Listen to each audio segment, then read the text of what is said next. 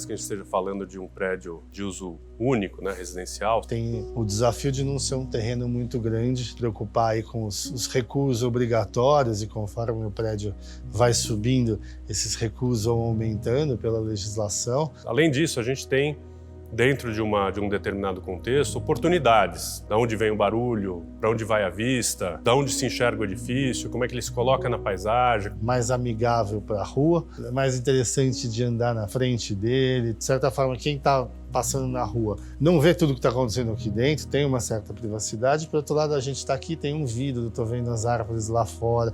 Tem essa permeabilidade visual que acho que era importante. Então a gente resolveu usar esse terreno como uma praça pública, como um jardim público, abrir isso para a cidade de uma forma generosa, ampla. Evidentemente que isso é privado, mas ele está totalmente aberto, integrado à vida das calçadas. E isso gerou uma série de desafios, né, de ocupação, recuos, afastamentos, como aproveitar o potencial construtivo nas alturas e na geometria que o terreno permitia.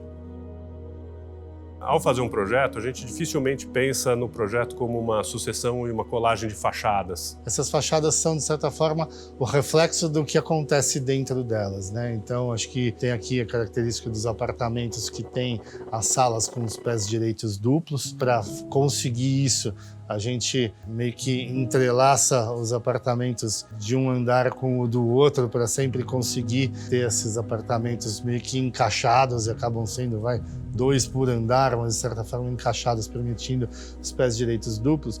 E isso acaba gerando as fachadas. Então a gente tem um lado em que acaba ficando mais envidraçado, a gente tem o lado quase que as caixinhas revestidas com esse material ripado da Arcos, que se contrasta com o concreto aparente das abas, então elas quase que vão saindo do volume principal e criando essa movimentação da volumetria. Que é uma madeira sintética, né? Ele é um composto de resinas com pós de madeira que conferem a esse material um aspecto de madeira, mas ao mesmo tempo uma durabilidade maior, uma manutenção mais fácil ao longo da vida útil do edifício. Isso pra gente é algo que a gente sempre olha. A gente entende os materiais de revestimento nesse sentido de identificar esses volumes e esse programa do prédio.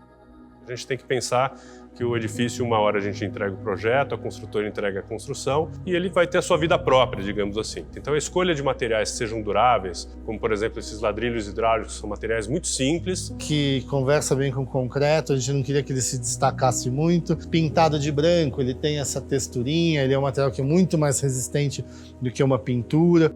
Essa preocupação com materiais mais perenes e que resistam melhor. Todos nós vivemos em arquiteturas o tempo inteiro, né? Seja quando a gente está na nossa casa, quando a gente está no nosso escritório, seja quando a gente está andando na rua e a gente está fora das diversas arquiteturas. Uma vez que a gente viva o tempo inteiro assim, né, envolto por arquitetura, uma boa arquitetura faz diferença. Tem um impacto direto na vida das pessoas, mesmo que elas não saibam, e é bom até que elas não saibam, no sentido de que a gente não precisa teorizar sobre tudo, né? A gente não precisa saber tudo sobre vinhos para gostar de uma taça de vinho.